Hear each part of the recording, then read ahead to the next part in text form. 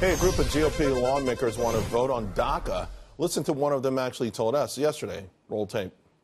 Everyone in the House, those whose top priority is border security, those whose top priority is enforcement, and those of us whose top priority is finding a way forward for these young immigrants, we all deserve to be heard, to put forward our ideas, and to try to convince our colleagues that ours is the best way forward. Former Senator Jim DeMint joins us now. Senator, do you agree or disagree with Cabela's statement there? Well, it sounds like he's trying to lose a Republican majority. This is hardly the priority of the American people. Fox News just came out with a poll, Charles, that said 84% of Americans believe that the politicians in Washington are out of touch. There's no better example than this.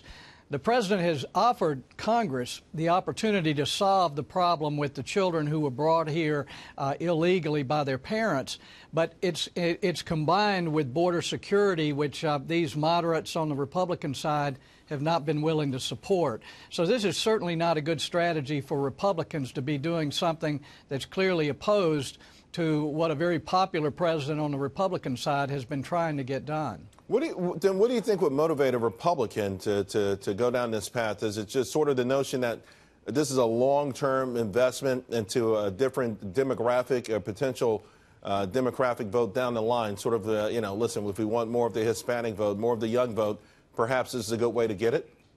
Well, we see this with moderates a lot who don't have a clear ideology in the first place. An election time, they begin to pander to different groups, but it rarely works. So what Americans want right now out of Congress is a demonstration that they're willing to fight for something.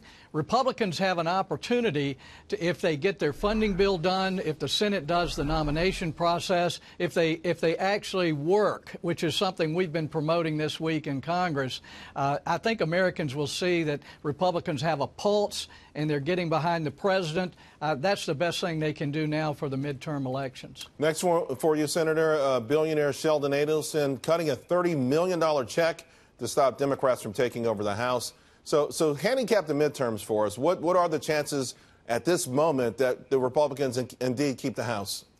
Well, the Democrats have big funders on the left, so it's good to see some of these folks coming in with big checks on the Republican side. But Republicans need more than money. Right now, they need to demonstrate that they actually are willing to fight for the things they say they care about. And, Charles, the worst thing that could happen to Republicans right now is if they go home for their August break without passing their funding bills, they give the president another shutdown drama on September the 30th, and the president either has to sign a bad bill or close the government down.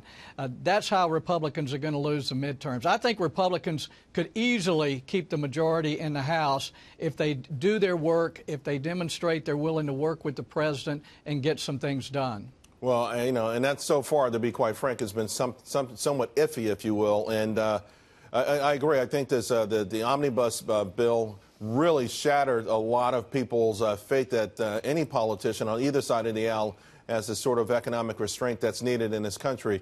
Right. So after these primaries, though, are you happy with the candidates that were selected? Does it tell you something about the mindset of voters on a local level? Because we've always heard about the interesting, the toughness about the primary vote versus the general election vote.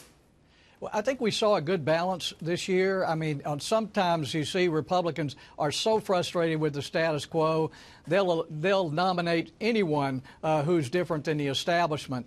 This year, I think we saw a good balance. The establishment wasn't out there trying to snuff out the conservatives. So we've got a good slate of Republicans, a lot of good conservatives.